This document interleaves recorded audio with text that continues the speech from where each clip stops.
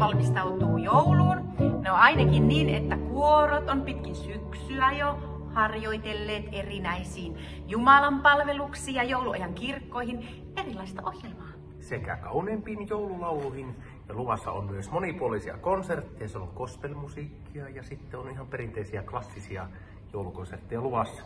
Laidasta laitaan. Kyllä. Ja kaikille eri laitoksille, sairaaloille, kouluille, päiväkodeille on myös musiikkityö mukana. Aina. Kaikenikäisille. Kaikenikäisille. Tervetuloa Alavan kirkkoon ja Alavan tapahtumaan.